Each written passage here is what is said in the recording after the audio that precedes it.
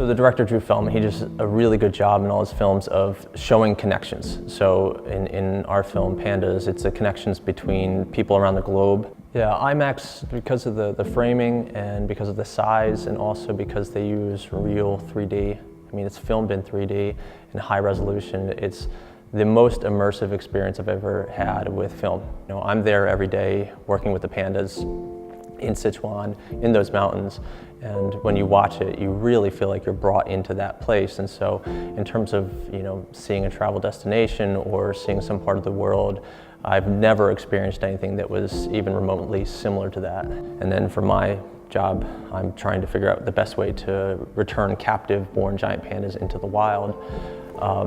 But because you already have the support structure already built in from like a global love of giant pandas, it's much easier than a lot of other projects. So it's kind of a no-brainer if you want to come into a project that's already well established and a lot of support. Giant pandas is what you want to be.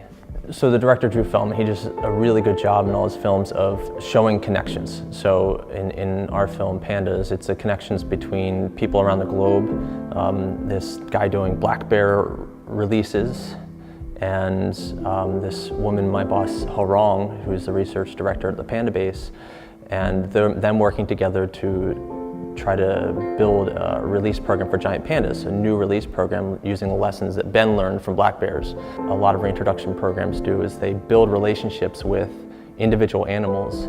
So maybe 1, 2, or 3 people build a relationship, and then you can take that animal from captive, you know, inside somebody's house, like Ben does with black bears in New Hampshire, or from the Panda base into more wild enclosures, out into the full wild environment.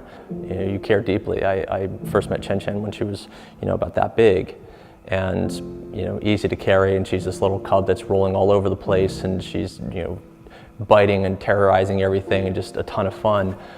And then seeing her develop into, you know, a mature panda who spends most of her time eating bamboo, and she doesn't really need us for anything anymore.